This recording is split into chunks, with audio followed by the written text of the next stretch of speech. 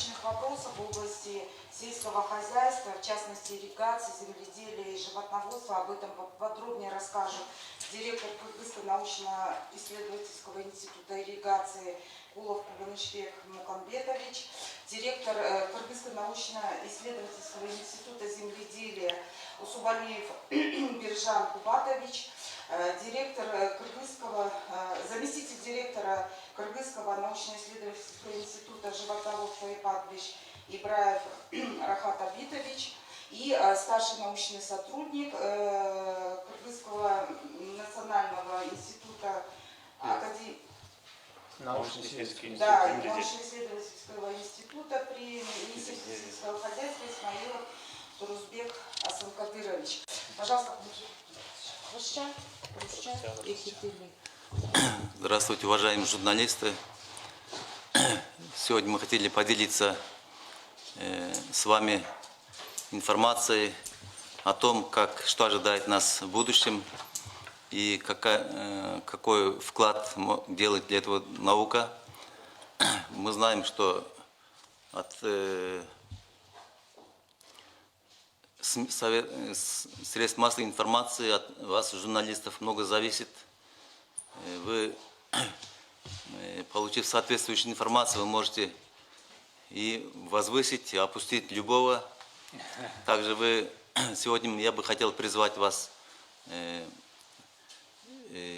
помочь нам в одном деле, получив соответствующую информацию. Информация действительно такая революционная. Дело в том, что с изменением климата где-то в 50-х годах, уже через 25-30 лет, в Центральной Азии приходит очень тяжелому состоянию, когда запас водных ресурсов будет сокращаться порядка до 30-50%. По примеру 2021 года мы знаем, что когда небольшая засуха была, какая паника в стране была, падают урожаи.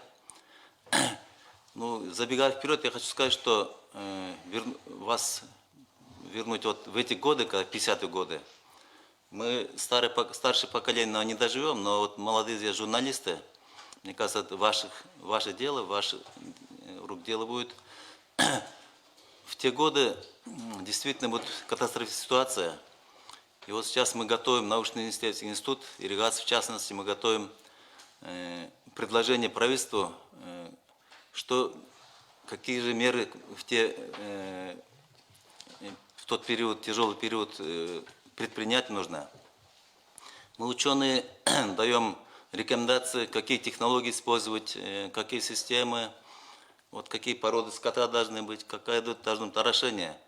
Но мы не знаем, откровенно говоря, мы хотим и дадим рекомендации правительству, но мы не знаем, каким образом правительство доведет до народа эту ситуацию, какой-то путь. Поэтому мы хотели с вами поделиться сегодня, как мы доведем до народа ту просьбу, тот факт, что, например, в 50-м году наши дети, внуки, они должны жить по-другому. Каким-то образом вот это изменение климата, изменение мировое нас ведет к тому, что мы должны вернуться к прежнему образу жизни, простому, понятному, практически к аскетической форме жизни. Потому что, представьте, когда будет это аскетический образ жизни, как, например, в Индии, Африке люди выживают. Представьте, продовольственная корзина у нас будет наполовину.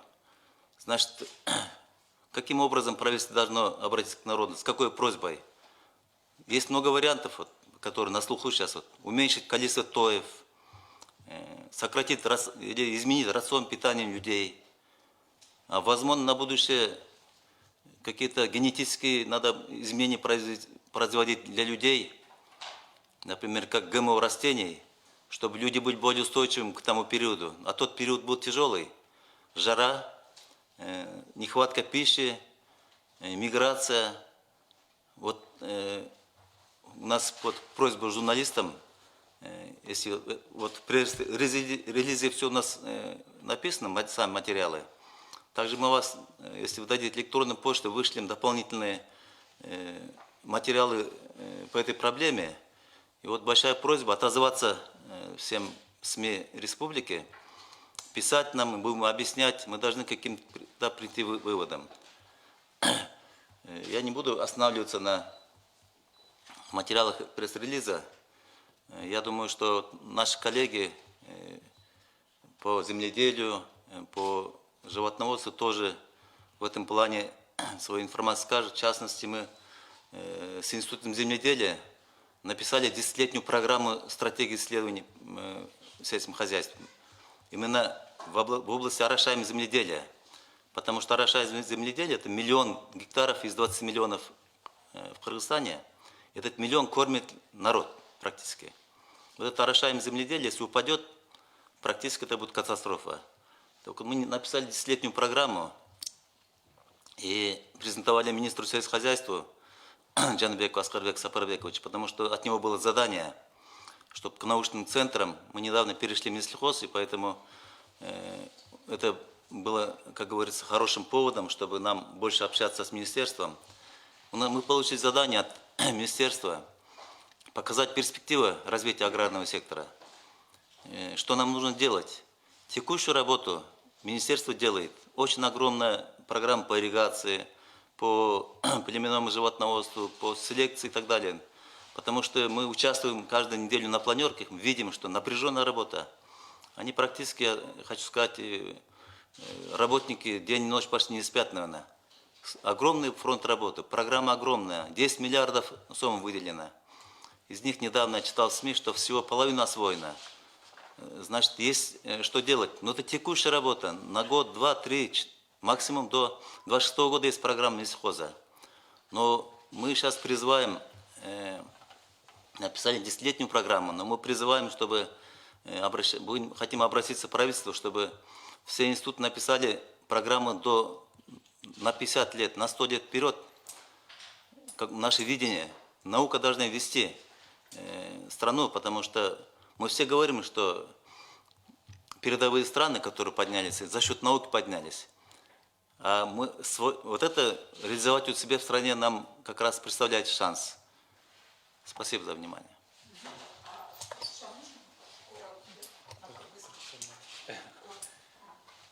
Биздин биринчи оюбуз ирригация институты боюнча пресс-релизге кыргызча орусчасын тараттык. Эгерде журналисттер электронный поштаңарды берсеңер салып жиберебиз. Биздин оюбуз бир эле нерседе климат өзгөрүү болуп атпайбы? Баары ошол жөнүндө сүйлөп атабыз. Бирок Кыргызстан үчүн, Орто Азия үчүн бул 50 жылдарда, 100 жылдарда суу 30-50% азайганда кандай жашайбыз? Эмне чара көрүш керек? Ошол боюнча ойлорубузду бөлүшөк дедик элек. Же биз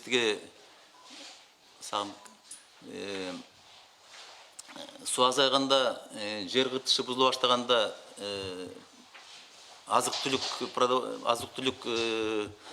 вопросу дагы азаят, туурабы? Тамак аш азыраак болот. Биз элди ошо көндүрүшүбүз керекпи? Тамак аш, тойлорду азыраак кылып, өзүбүздүн рацион питание дегенди өзгөртүп, же өзүбүздүн Индияга окшоп организмдерди бөлөк тамак көндүрсөкпү? Кыскасы, биздин келечектеги балдарыбыз, небелерибиз кандай кылып бул кыйынчылыктан чыгып кетет? Ошонун баарын биз ойлонуп туруп, ошо институттар ошол жөнүндө иштеп жүрөбүз. Айыл чарба министерстводон биз тапшырма алып, мына институт ирригации, институт земледелия, биз растениеводство деген сектор менен кетебиз, чоң подотрасль. Анан кийин животноводство, ветеринария, алар животноводство боюнча кетишет. Практически бул растениеводство, животноводство бул элди баккан багыттар. Ошо биз институт земледелия менен 10 жылдык программа жаздык. Министерство карап, азыр ойлонуп жатабыз, кандайча ушу программаны жылдырабыз. Аны жылдырыш үчүн биринчи очередте ушу илимибизде институттардын деңгээлин көтөрүш керек. Биз жаш балдарды албай атабыз. Мынакей Сагынбек журналист келди. Биз 40 жыл, 30 жылдан бери чогуу иштешип атабыз. Сиздин репортажды көрүп, абдан сүйүнүп атабыз. Ушу биз дагы өзүбүздүн наука салым эметели деп, ушу журналисттерге кайрылып атабыз, салымыбыз көргөзөлү деп. Ушу биз кандайча программаны аткарып, Аны үчүн чындап эле институттардын акыбалдары оор эле, биздин директорлор айтат го. Биз жаш балдарды жумушка алганда эми жаш балдар илимге келчү балдар эң эле элдин акылдуу балдар да, эң эле акылдуу балдар. Ошолорду мен жумушка чакырып, анан кийин 7000 сом бергенде, мына жакында 7000 болду, мурда 5000 сом берчим айына. Мына 40 бала биздин институтка келип, ушу 30 жылдын ичинде келип кайра кетип калышты. 1 жыл, 2 жыл, 3 жыл, 5 жыл чыдашты. Агай, биз үй бүлөбүз багыш деп, баары тең азыр чоң кызматтарда иштейт. Бизнесте, чет өлкөгө барып иштеп атышат. Акылдуу, эң эле одаренный дегендей наш молодежь. Они все уехали, ушли с нашего института. Поэтому өкмөттө кайрылышыбыз керек эле. Ушу жакында президент Кудай жалгап биздин айыл чарба выставкага катышып келип биздин институт животного остан директор айтып калыптыр арманыбызды. Президент тапшырма берип агентство кабардан суралды чыкты, ушу науканы колдош керек, аграрный наука депчи. Ошол боюнча биз сунуштар жазып атабыз. Ушул аткарылып калса, Кудай буйрса, бул программаларды аткарганга биз даярбыз.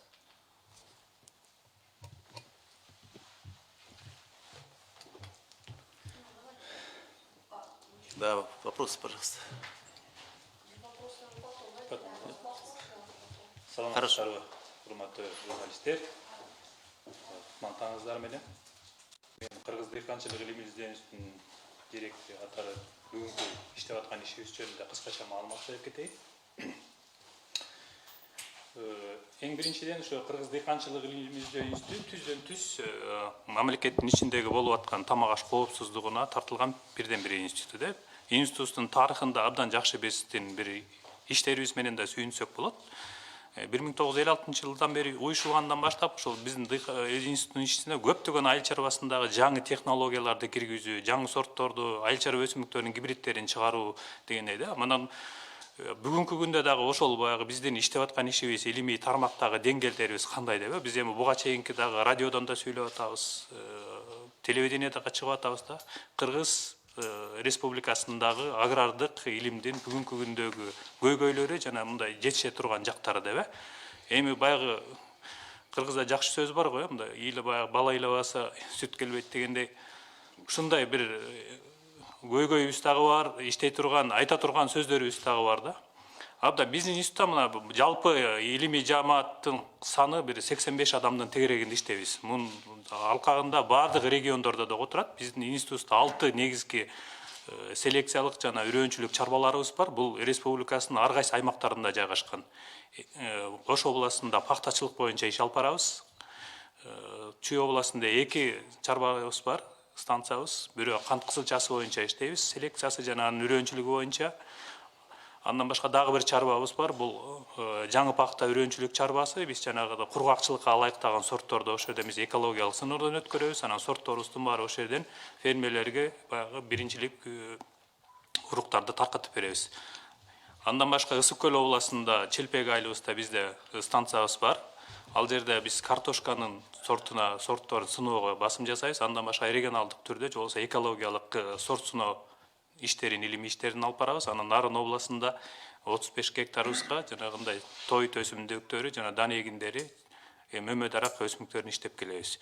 Бүгүнкү күндө жалпы институтта болуп аткан көйгөйлөрдүн эң баштапкысы туруп аткандагы бүгүнкү күндөгү илимий кызматкерлердин баягы акыбалы, деңгээли, финансылык жактан каржылоо да мамлекет тараптан эң азыр дагы менин өзү коллегам айтып кетти, бул жакта алып аткан айлыктарыбыздын саны бир абдан бир мындай көйгөй да, бул келечекте ушул эмгек сиңирген илимпоздордун айлыктары бир 10 миңге жетпеген 7 миң, 8 миңдин терегинде алып атат. Бул дагы абдан бир ыйлай турган нерсе болуш керек. Андан кийинки көйгөйүбүз болсо бул жаш илимпоз адамдардын бүгүнкү күнгө илимге тартылып аткан деңгээлдерде эч ким келбейт. Мурунку болсо совет мезгилинде абдан жакшы школа бар болчу, мектеп, максаттуу түрдө аспирантураларга жиберчи, башка өлкөлөргө докторантураларда окушчу, зарплаттар абдан маяналары жакшы болчу, социалдык жактан абдан каржылоолор көрсөтчү. Акыркы 30 жылдын ичинде ошо Кыргызстандын ичинде болуп аткан агрардык билим абдан төмөнгө түшүп кеткен да. Бүгүнкү күндө ошол талкаланган нерсе батыраак талкаланат экен, куруп чыгыш абдан кыйын да.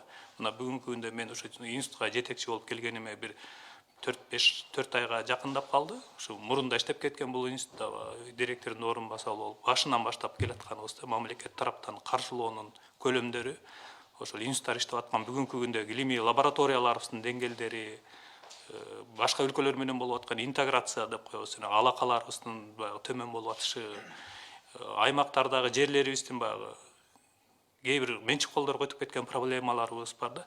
Жалпысынан айтып келгенде бүгүнкү күндө мактана турган нерселерибиз кыргыз дыйканчылык илимий изилдөөсүндө бүгүнкү күндө мына көчө биз статистика маалыматтарын алдык.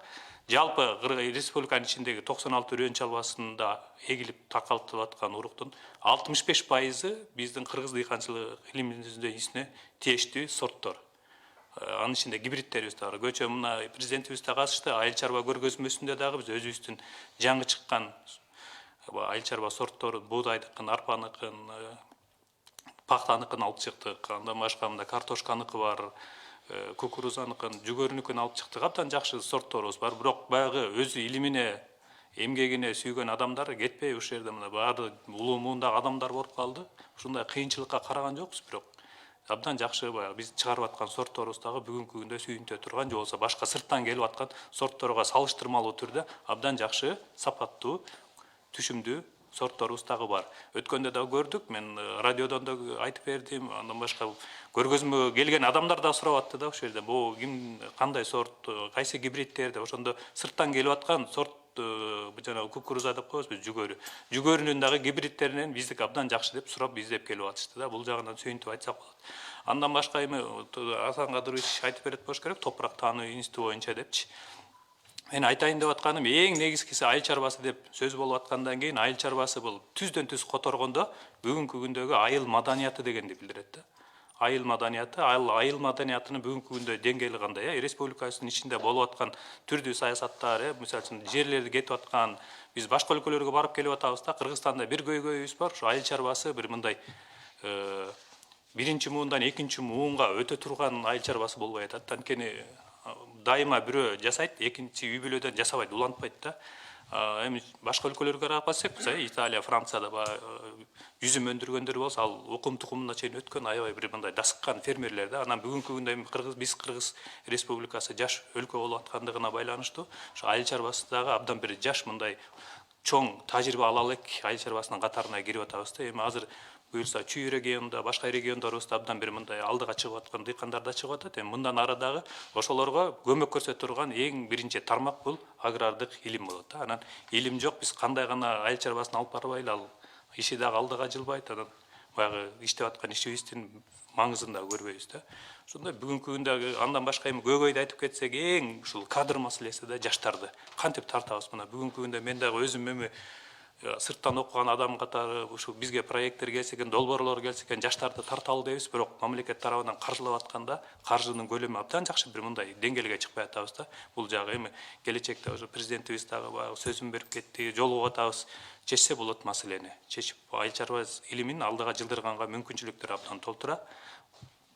Бир гана нерсебиз, ошого баягы айыл чарбасына, илимине, суугуна, ысыгына чыдайм деген гана адамдар келип, ордуларын таап иштесе, келечекте мен ойлойм, ушу айыл чарбасындагы бир жаңы бир эс ала турган аймак айландырсак болот. Көңүл буруңуздарга чоң рахмат. Да, наш институт, вот в нашей стране единственный институт, который занимается именно сельским хозяйством. Да, вот, создание сортов новых, гибридов, реализация, качественные семена, и именно вот почвоведение. Вот сегодняшние вот наши проблемы, самые главные проблемы, это кадровый вопрос, что у нас молодежи нет, вот ученые, минимальная зарплата получаемая, оснащение, вот лаборатория не работает, да, вот всегда вот проблема с земельными вопросами, вот региональных наших станций, некоторые люди уже там приватизировали, там, разделили все наши семеноводские хозяйства, поэтому вот самое главное мы просим это со стороны государства, что помочь большое, вот, финансирование там и специальные программы для молодых ученых, и специальная программа для целевой аспирантура и магистратура, и институт сегодняшний день мы упорно работаем, что наши сорта, вот отечественные сорта, что качественно и доступно было для наших отечественных фермеров. Да? Спасибо большое. Можно, да?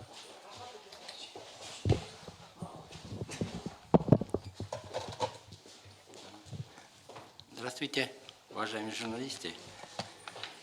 Мне очень приятно, что вот так с вами встречаться и поделиться своими информацией. Да? И хотел бы это поблагодарить нашу пресс-службе Министерства сельского хозяйства, что вот такое дает возможность поделиться с вами нашими достижениями, информациями. И я хотел бы это, сами, как вы знаете, да, вот, наша аграрная республика, животноводство и, как название нашего института, вот, животноводство и пастбищ. Аграрная республика, это, сами понимаете, это 90%, которые это люди живут на селе, только животноводством занимаются. И пастбища. Пастбища это у нас это 90%, которые республика занимает это пастбища. И вот мы это занимаемся сохранением и совершенствованием животноводства, животных и пастбищем.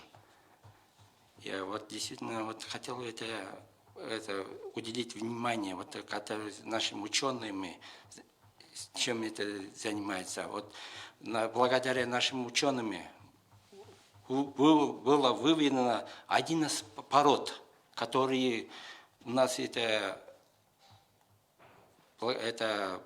нашими этими для выведены нашими породы, которые нам это благодаря это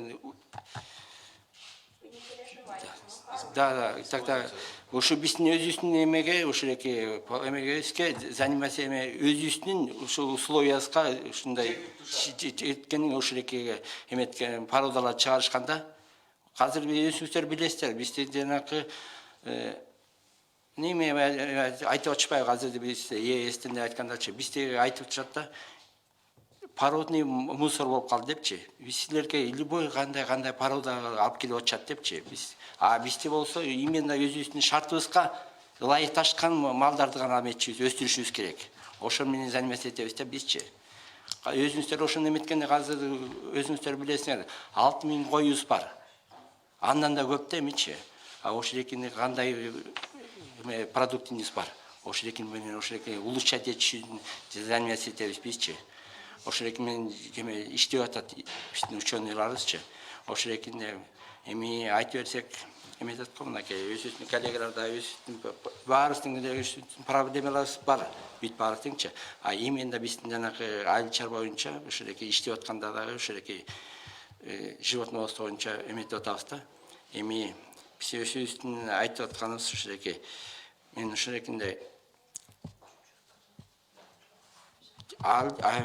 асыл тукум малдарды өстүрүү боюнча ошол биз иштерди жүргүзүп атабыз да. Ошол асыл мал тукумдарды кандай кылып өстүрсө, кандай кылып бакса, кандай кылып кормить этсе, тойтандырыш керек, ошол боюнча иштейбиз да. Өзүңүздөр билесиздер, это багыш асыл тукумду өстүрүш, анан кандай кылып тойтандырыш это чоң нерсе да. Ошонун баарын биз ошону рациондорун бар түзүп, ошону эмете турган биздин институтта ошол ошояка көңүл буруш керек деп ойлойм да. Анан жанагы айта турганыбыз, эми бизде дагы ошол ошо өзүбүздүн дагы эң жакшы ошо айта турган нерсем, ошо айта турган өзүбүздө жанагы биоцентр деген өзүбүздүн отделибиз бар. Şu özüңүздөр билесиздер, азыр урукту сатканда баарыбызда кымбат сатышат. Биз болсо элдерге, дыйкандарга, фермерлерге жардам берели деп 100 сомдон сатабыз уругубуздучу. Баары тең 500дөн ылдый эмес. Биз болсо именно өзүбүз алып, тоңдуруп, анан сатабыз да. Ушундай возможность бар, өзүбүздүн букаларыбыз бар. Ошол жактанчы, ошо өзүбүздүн кочкорлорубуз бар, уруктарын ошо элдерге сатабыз да. Это өзүңүздөр элестетиңиздер, ар ким эле 500 000 сомго ала албайт да. Бизде болсо ошол качественный Европадан алып келген, Америкадан алып келген өзүбүздүн букаларыбыз бар да. Ошолордун уруктарын ошол элдерге сатабыз, качественный кылыпчы. Ошо гарантия берилет бизгечи ошо. Ошол жумуштарды жүргүзөбүз да. эми да, эми эмесеңиздер өзүңүздөр көрүп атасыздар, бизде дагы ушундай жакшы жумуштар жүрүп атат. Мынакей жакында эле ушундай биздин мактана турган жагыбыз Арашан породасы койлорунду чыгардык өзүбүзчө. Арашан породасынын эми өзүңүздөр билесиздер, азыркы койлордун салмагы 100 килограммдан ашпайт. А биздин ошо Арашан породасы 215 килограммды берип атат. Бул деген эмне деген эмесе болот. Ошол эки бир кой бакса, ошол эки 3 койдун ордуна эме салмагын берип атат да. Ошол экинде ушундай породаларды жогору эме бакса болот да. Ошондой жумуштарды жүргүзөт да биздин институттун эме. Ушундай жакшынакай өзүбүздүн дагы ушундай реклама кыла турган иштерибиз бар да. Анан ошо эмесеңиздер, пожалуйста, эме суроо, вопрос болсо айтып берели. Ага, Рахмат Душбек Касым.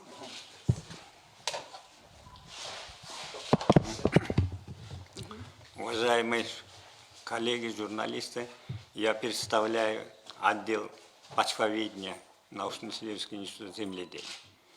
Ну, в настоящее время наш отдел работает с составлением почвенной карты Жалалабадской области 200-тысячного масштаба.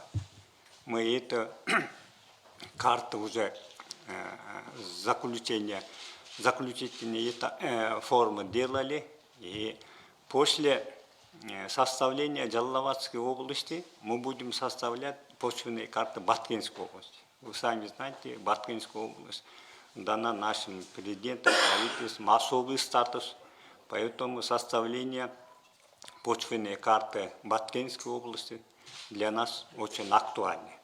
После составления всех почвенных карт наших областей мы будем объединить и составим почвенные карты Кыргызской республики 500-тысячного масштаба. Это будут очень заключительные, объемные работы, потому что почвенные карты, вы сами знаете, это основной научный документ, отражающий все качества, свойства почвенного покрова данной территории.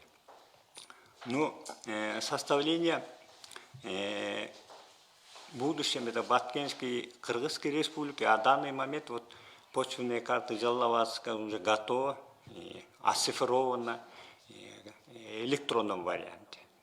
Раньше у нас все карты составлены в бумажном варианте, и благодаря вот этих картам мы уже все данные использовали на составление этих карт.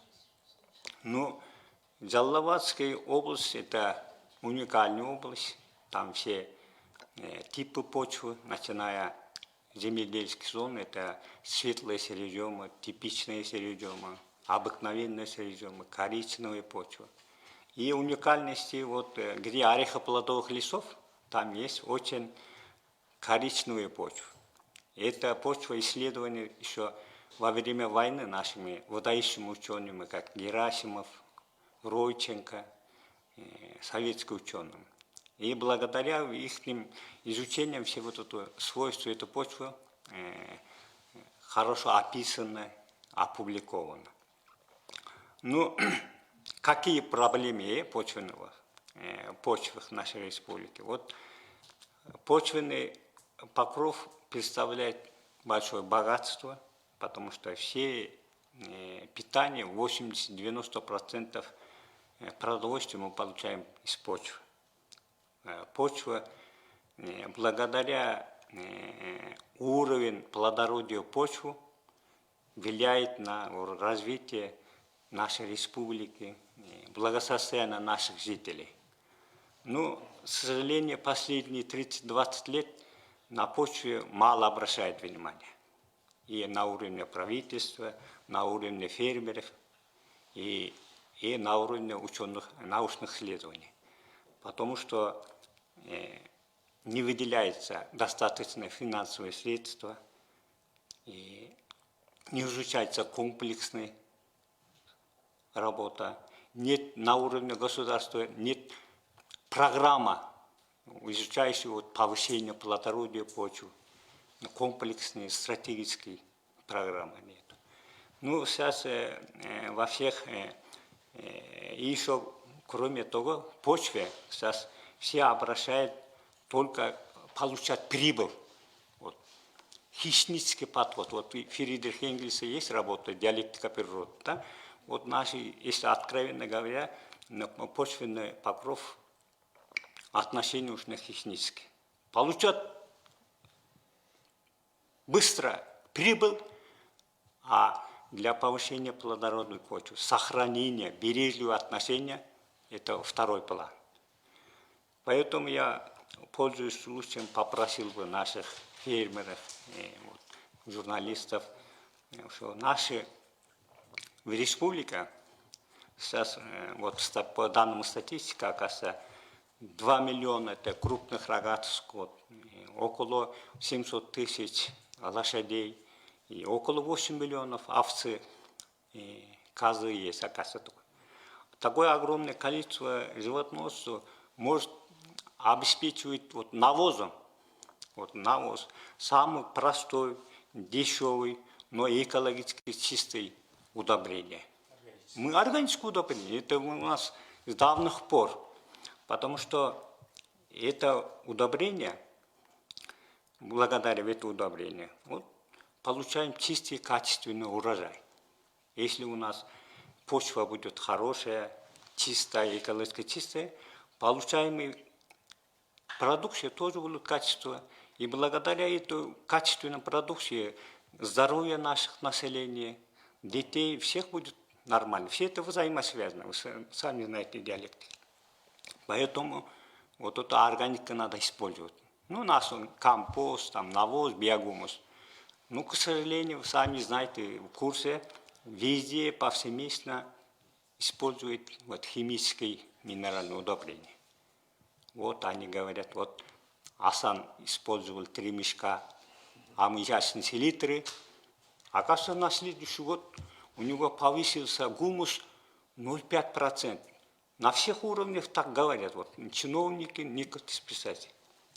Я хотел бы сказать, это не гумус, это просто органические остатки растительного мира. А это гумус состоит из очень сложных компонентов. Это гумус, гуминовая кислота, фурфовая кислота, гуминовый. Понимаете, это гумус открыт в 1858 году Берсулисом, но до сих пор нет формулы. Нет.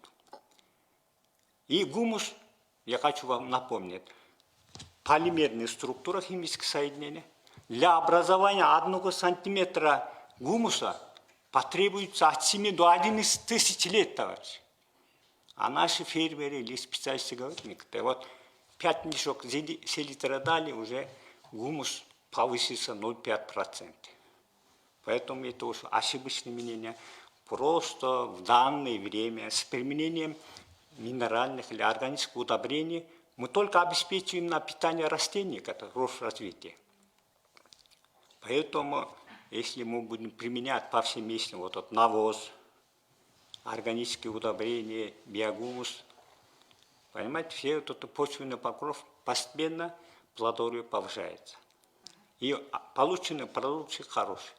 Ну, поэтому я призывал бы вот наших фермеров, специалистов вообще не применять вот пестициды, гербициды, минеральных удобрений. Вот пользуясь случаем. Есть возможность вот органическое удобрение использовать. Можно коротко, самое основное на кыргызском языке, вот то, что вы сейчас сказали, да? Кыргызча, кыргызча биздин топырактан өткөн байлык жок биздин республикада.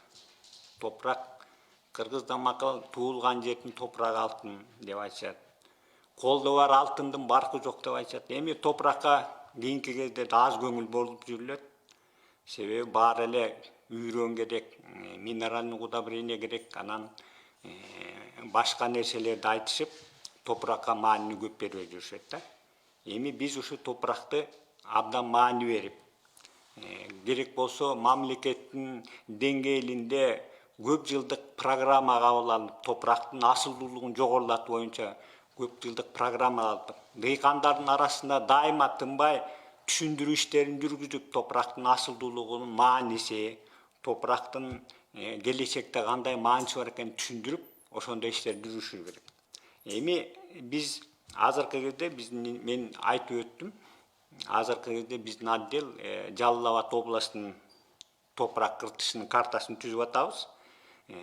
Жалал Абад обласы мурун карта болгон эмес. Жалал Абад обласы Ош областынын составында болгон. Ош областынын эле картасы 60-жылкы бар болчу.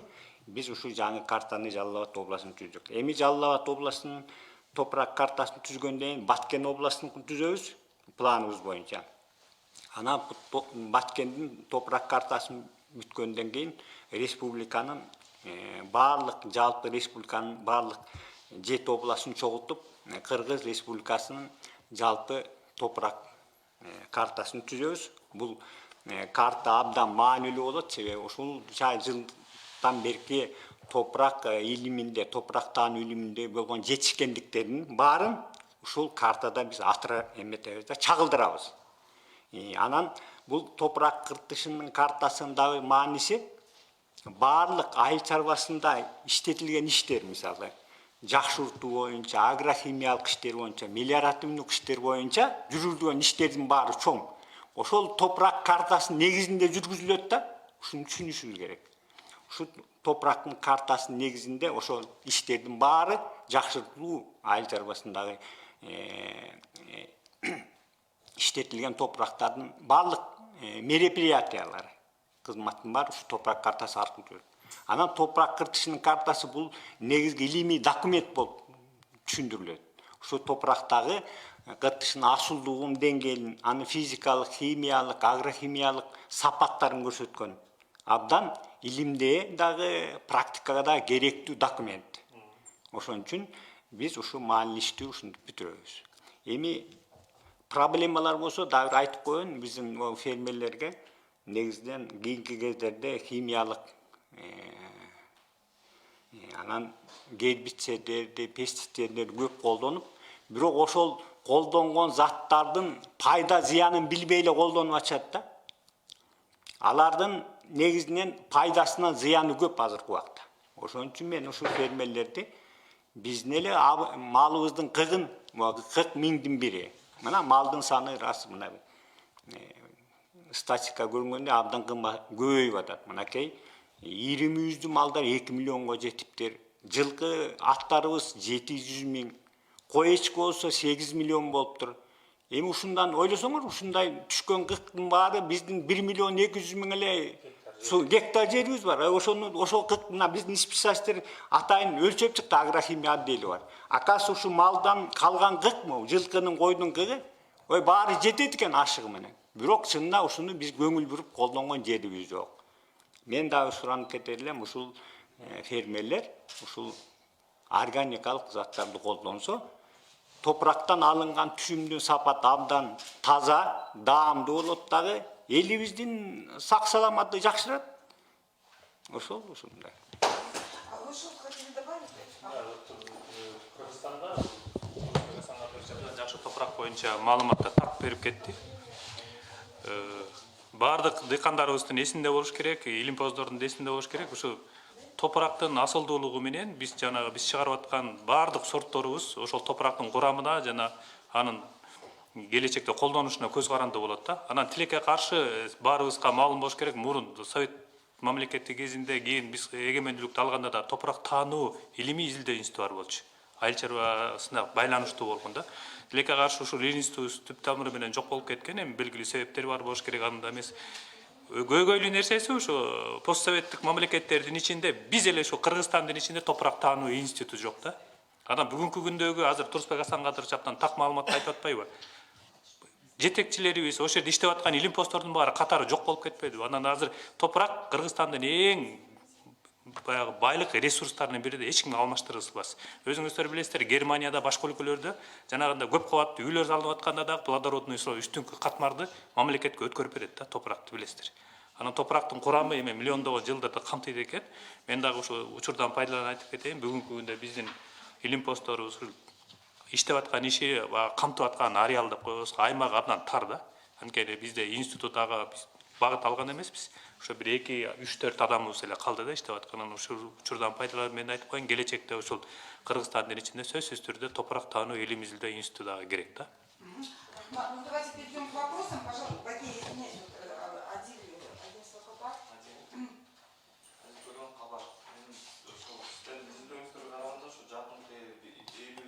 Кыргызстан ошон үчүн Борбор Азияда суу 30-50% азаят деп коесуздар.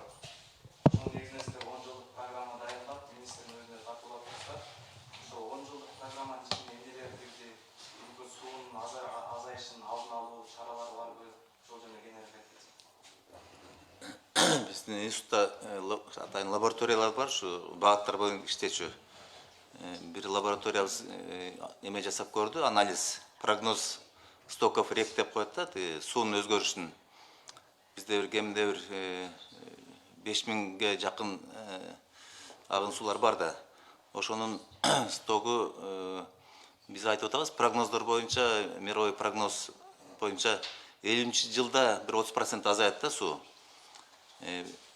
Что интересно дегенде, ошо южный региондордо 5% азаят, северный региондо 30% азаят экен.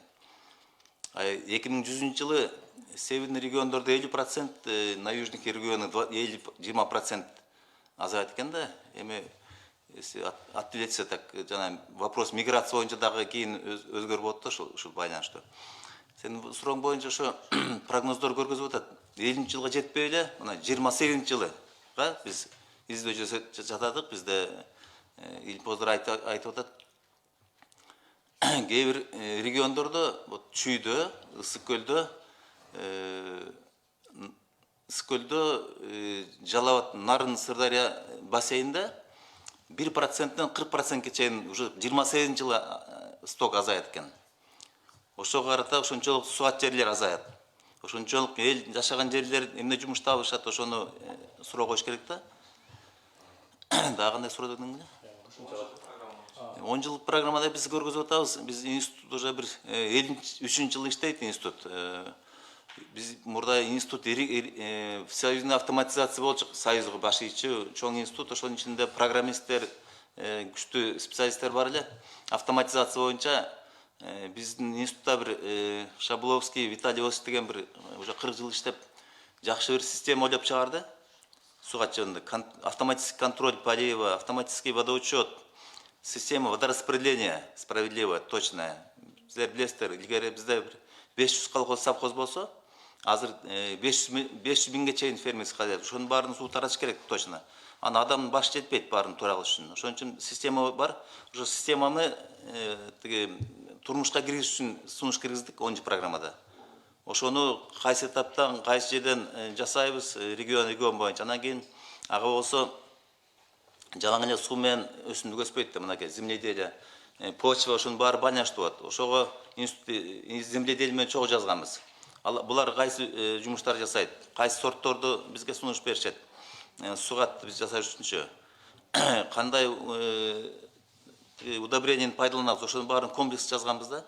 Ошол программаны мен азыр ойлонуп атабыз, министерство ушу өкмөткө чыгарып, коллегияда бекитип, кийинки жылдарга бир 10 жылга эгерде жакшы бир финансирование бөлүп берсе, чындап эле биз көргөзүп атабыз, эмне пайда келтиребиз деп чындыгында. Ошого карата менимче президент сөзүн айтты.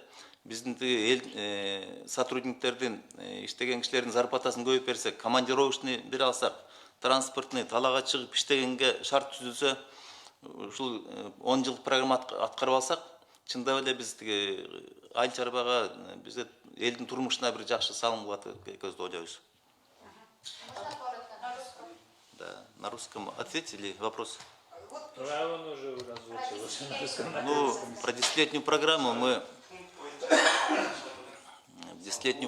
мы написали на базе именно наработок нашего института.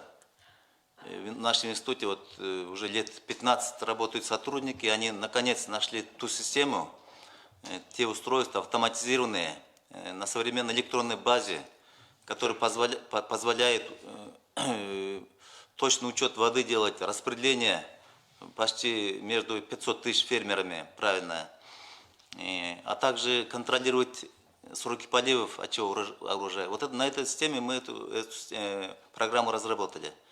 Если мы сможем эту программу поэтапно внедрить во всех регионах поливных, то мы уверены, что мы урожайность поднимем порядка, наверное, на 20%, если не больше. Потому что мы знаем, что если влаголюбивая культура, если один полив вы пропустите, 20% урожая теряете.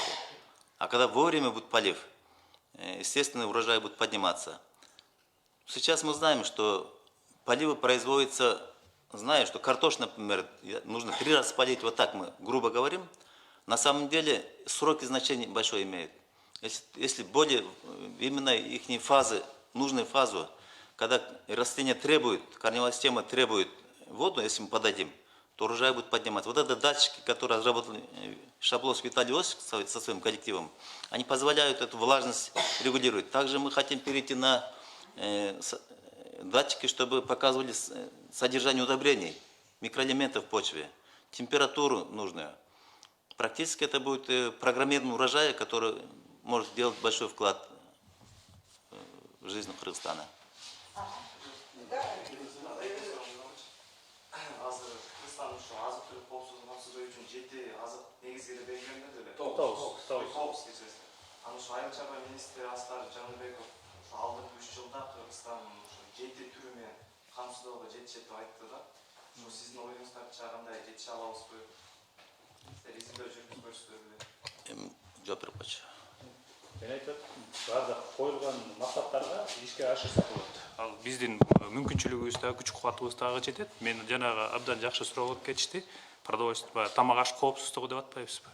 Тамак аш коопсуздугу Кыргызстандын айыл чарбасынын деңгээлине көз каранды болот да. Бүгүнкү күндө дан эгиндери боюнча мына Кыргыз дыйканчылык илим изилдөөсүндө бүгүнкү биздин чарбаларыбыздын астында бир 500 тоннанын тегерегинде уруктарыбыз турат. Таратып берсек болот. Анын ичинде региондорго жараша, жана башында айтып кетпедикпи, Кыргыз Республикасы бак резко континенталдуу өлкө да. Ар бир регион бир экинчи региондон айырмаланып турат.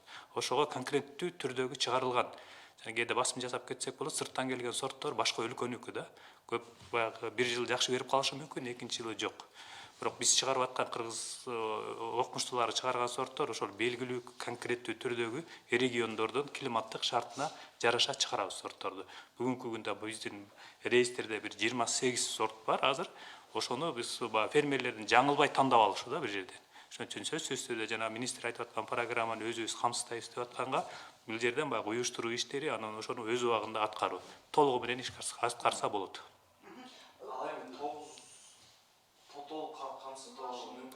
Толук камсыздоого сиз мындай айтып атасыз, толук камсыздоого толугу менен 100% камсыздай албайбыз. Мына май өсүмдүктөрү бизде региондорубузда абдан аз санда айдалат. Май өсүмдүктөрүн айтып атасыз. Кант кызылчасы боюнча жасасак болот. Совет мезгилинде кант кызылчасы Борбордук Азиядагы бирден бир өлкө болчу. Түшүмдүүлүгү жагынан дагы, деңгээлдеринен, сапаты боюнча дагы. Бүгүнкү күндө да кант кызылчасын жанагыдай биз мамлекет аркылуу сетти жакшы түзсөк да, түйүндөрдү мисалы кант дыйкан менен ошо кант кызылчасын кабыл алып аткан компаниянын ортосундагы алака жакшы болуп, ошону кийин программа кылып караса кант менен аткарса болот. Мен Бөжан Кадыровский суроо бердим эле, мына сиздер айтып атасыздар, жана үрөндү чыгарып атабыз депчи. Жакшы, бирок тилекке каршы мына быйыл 19.000 тонна үрөндү сырттан сатып алдык. Ооба. Даңгы өйтөткөн сырттан сатып алдымчы. Ошондо сиздердин үрөндү чарбалар менен байланышыңыз кандай? Илимий байланышыңыз кандай? Алар качан ушу дыйкандарды кондициялуу үрөө менен камсыздап болот? Абдан жакшы татаал суроо, бирок абдан мындай бир ачык чыга турган суроо болчу да. Үрөөнчүлүк абдан бир татаал нерсе да. Мен бул министрликтин алдындагы 96 үрөөнчүлүк чарбасы бар да. Анан мен ошол баягы текшерүүчү бол комиссиянын курамына да кирдим. Көпчүлүк үрөөнчүлүк чарбаларда ошол агрономдордун жана семеновод деп коебуз, үрөөнчүн өндүрүп аткан жетишпейт да. Азыр бүгүнкү күндөгү айтып атабыз да, биз Кыргыз дыйканчылык илим изилдөөсүндө баштапкы деп атабыз да, баштапкы эң биринчи жана семенной материалды, уруктук материалды биз чыгарып берели. Калган 96 чарба бизден первичканы биринчилик чыкканда алсын, анан канча фермерге деп биз анткени айтып атабыз да, статистикалык боюнча так болбой калып атат да. Фермерлер өзлөрү запрос кылбайт. Эртерээк, мисалы үчүн бизге институтка келсе, Нарын областын бир пилотный проект кылалы, мына ат башыга боого бизге жылына монча тонна уруарлар бизге сунуш кылса биз ошону аткарганга аракет кылмакпыз. Анан кээде институт менен биздин илимий институт менен ошо дыйкандардын ортосундагы үрөнчүлүк чарбалардын ортосундагы байланыштар ар кандай болуп кеткен. Анткени бул жерде менчик чарбалар да турат да, алар баягы компаниялар менен алака түзүп алышкан, Россияныкы менен башкалыктан алар алып келип анан биз жакка таратып атат да, керек депчи. Бирок өзүбүздүн ички уруктар менен дагы чечсе болот. Бирок толук эмес да. Сөзсүз түрдө бул жерде баягы конкуренция да болуш керек, үрөнчүлүктө антпесе үрөнчүлүк чарбалардын өнүгүшүнө да кыйын да. Анткени өткөндө мына мен Кореяга жүрүп келдим. Аларда дагы материалдарды, семенной материалдарды инспекция кылып атканда укмуштуудай жолго коюлган да. Алардын сапаты дагы ошол регионго туруктуу эмеспи деп, тилекке каршы кээде биз Кыргызстандын ичинде дагы бизге тааныбаган сорттордун көбөйүп жайылып кетиши да. Ошол дагы абдан бир мындай тоскоолдук кылып атат. Анткени фермерлер билбейт, жаздык менен күздүктү алмаштырып себип алып аткан учурлар бар. Башка региондорго туура келбеген сортторду себип алып меники болбой калды деп атат. Жанагы айтып кеткенде мен айтып кетпедимби башында? Дыйкандардын деңгээлдери, топуракты июнда себип атышат. Оптимальный посев срока деген бар, өз убагында себишибиз керек. Кечигип калып атат, бышпай калып атат. Жана ошол эле жүгөрүлөр, ошол эле арпа, буудай дакыр бышпай калып атат да. Ошон үчүн сөзсүз түрдө дыйкандар эми кээ бирөөлөр келип атат. Мында өнүгүп калган дыйкандар бизге рекомендация бергиле, сунуш бергиле депчи. Алар менен иштеген, биз менен иштеген чарбалардыкы дайыма сөзсүз түрдө бир мындай гарантийный урожай бар да. Алса болот. Ходить-то зря, что ли это. Во-первых, неправильно, что вы все вместе, потому что каждому есть вопросы. Вот, у меня какой вопрос? Мы вот дружим теперь с министерством. Времени мало, поэтому... Вот смотрите, как вы работаете с населением? Я хожу по все сельхозвыставки, да, я спрашиваю людей. А вы знаете, вот мы все, вы тут призываете нас экономить, да, там, жить там посредством, так сказать, это, да? Вот, я спрашиваю фермеров, хорошо, а вы знаете, как бы, культуры, которые больше потребляют воды, меньше потребляют воды, да? И так далее, и так далее. Ну, пообщаешься с Минсельхозом, да, как бы, и Министерство экологии, да, мы же со всеми общаемся. Вот у вас растения, да, у вас ирригация, у вас получается... Животноводство. Да? То есть, ну, сразу общий такой вопрос задам. Экстенсивное, какое оно, да, как вообще экономить, и как вы делаете, чтобы вот в нашем Кыргызстане почва сохранялась, на самом деле экологически, да, чтобы это, то есть должно быть меньше скота. А вот у нас его что, мы радуемся тому, что оно больше становится? И вообще есть какая-то норма такая экологическая? Да. Сколько должно быть, да, вот как почвовед, да? Сколько должно быть Нагрузка. коровок, сколько должно быть лошадок, а не так, что как бы, о, классно, там у нас стало больше. Это же неправильно, да? То есть если у вас, то по растениям. Я, например, вчера ночью честно, вот мне прислали приглашение, я честно посидела и искала перечень, да, растений с потреблением, да, норма полива, там и так далее. Извините, у нас в Кыргызстане нигде такого я не нашла вообще. Вот, мы были вот осенью на полях, когда последний, да, вот поливают, когда, как там называется, под осень поливаются вот эти вот... Многозарядковые. Вот, да, это... Но это как... Это называется, да, это называется техническая карта каждого культуры, да, вот, например, мы занимаемся... Нет, вот смотрите, нет, вот получается так, вот они тоже не знают эту информацию. Я когда их спрашиваю, и потом, вот вы сейчас говорите про семена, вот, например, хорошо, Россия в прошлом году, вы там договорились, да, был у вас этот договор, семена кто-то смог, да, взять. Основная масса людей, они говорят о том, что мы сами их ищем. Они ищут в интернете и сами их покупают. То есть все-таки, может быть, нужно все равно как-то людям помочь, где эта площадка. Да. Вы выходите на Вопрос ярмарку, понятен, вы да? разговариваете с Да, людьми. вопрос понятен, да? Вот очень хороший вопрос. Вот в свою очередь наш институт земледелия, да, у нас есть региональные станции, которые занимаются первичным семеноводством сельхозкультур. Но не полностью вот это все овощеводством не занимаемся, частично, да, вот именно зерновых культур. Вот в Ошском, Карасуйском регионе есть у нас определенная станция, которая занимается хлопководством. Почему люди не знают? Они прекрасно знают, вот южный регион. Раньше наши сорта сеялись, вот киргизские 5, киргизские 3, камбакыт, сейчас новые сорта, которые мы создали, полностью покрывать Узбекистан. Потому что у нас покупают они семена иногда. Мы уже, как научно-исследовательский институт, мы постоянно проводим, как и летний вот день поля, организуем семинар, да, участвует она, обращается, вот сколько стоит семена, там сколько тонн. У нас есть брошюры, у нас есть рекомендации, может пользоваться, да, вот, пользуясь случаем, любой вот фермер, который занимается хлопководством, либо вот зерновых культур, которые пшеница, ячмень, кукуруза, полностью у нас есть, как надо выращивать, мы называем это техническая карта, от посева до следующего урожая, да, как полив, сколько там гектара, да, вот. Как вы доводите? Вот мы уже есть при Минсельхозе, есть специальный информационный центр, у нас есть сайт Facebook, есть тоже Институт земледелия, у нас есть прямой телефон, который любой фермер хочет обратиться, вот что как надо сеять, когда, какие семена, качество определения, белок, клейковина полностью мы отвечаем, который мы создали сорт. Ну, вот частные компании тоже, у них есть лаборатория, я не знаю, вот как сейчас самая сильная компания сейчас Аталык, Тазажан, Раимбек, и тоже наш институт, вот КОС, мы занимаемся именно по свекле, да, сахарной свекла. Тоже мы рекомендуем наш отечественный сорт, есть Рабия и кыргызский односемянный есть. Но, к сожалению, иногда бывает, вот Хошой сахарный завод, они как принимают у кого, те, кто фермеров, которые у них получали семена. Поэтому вот эта отечественная селекция, как технология мы немножко отстаем, да, вот тем по качеству, но все равно кыргызская селекция ведет свою работу. Да, мы реализуем семена и урожай тоже, как при обеспечении продовольственной безопасности. Вот, помогаем институту. Можно добавить вот ваш вопрос? Очень интересный. Вы, конечно, спрашиваете, как вы данные доводите до людей. Это проблема, конечно. По идее, где-то есть сельские конституционные службы. По идее, сельские конституционные службы, СКС называется. Их много, вроде бы, Агролит есть, ЦОК и так далее, СКС.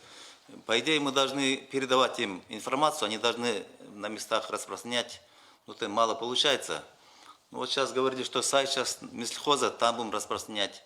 Но также мы по международным проектам, мы понимаем, что, например, мы по воде работаем только. Они работают по семенам, здесь работают по плодородию. Мы все работаем в разных полях в разное время. А для растений нужно, им без разницы, там, кто ты. Ты оставь, у меня создает условия.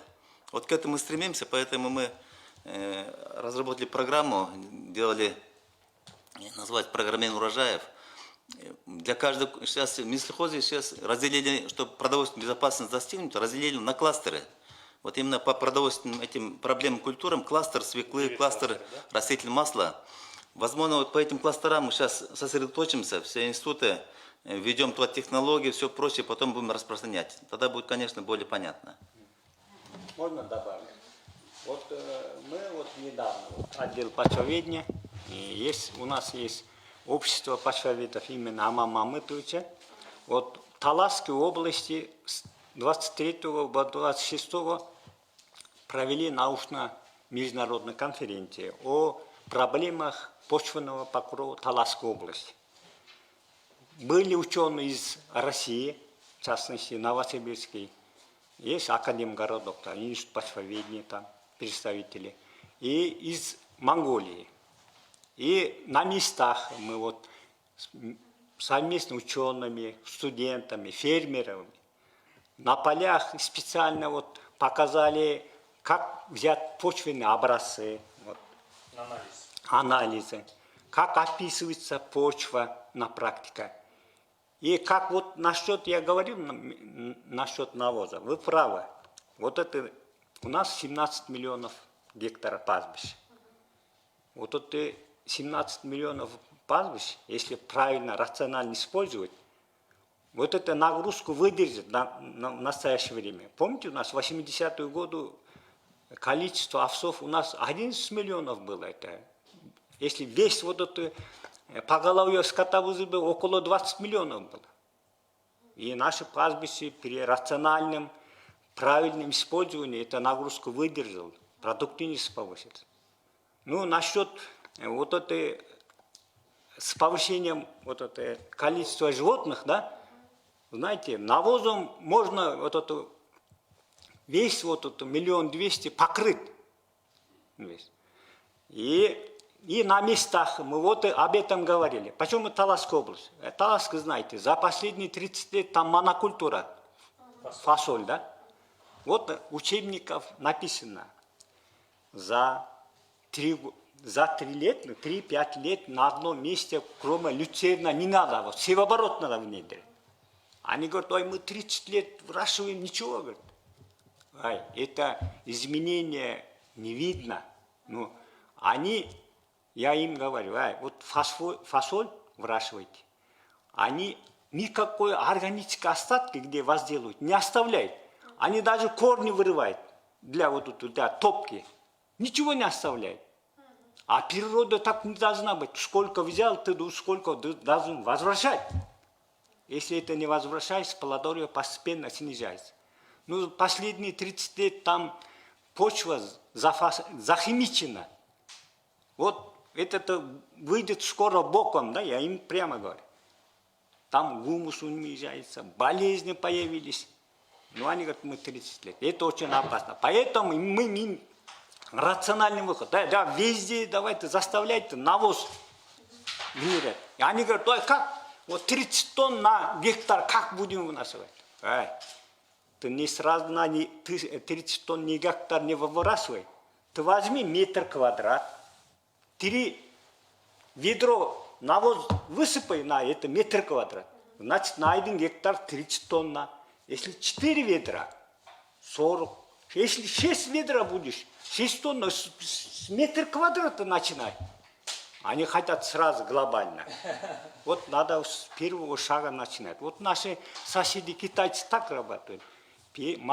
Двухэтажный дом начинается с маленького кирпича. На 1000 километров путешествия от первого шага. Я говорю, 1 метр квадрат возьми и от души перегнувший навоз высыпай. Вовремя. У тебя будет результата. Нет, не хотят, надо гектар. Вот мы так убеждали, провели, такие вещи проводим. Можно, да, я тоже скажу, да, как мы распространяем свою информацию, да, вот. Но у нас тоже вот такой хороший вопрос был у вас, действительно. У нас вот самый первый это распространение, это у нас выставки и вот семинаров вот.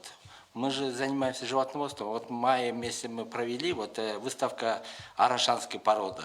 Там участвовали с России, фермеры приехали, с Узбекистана и Казахстана.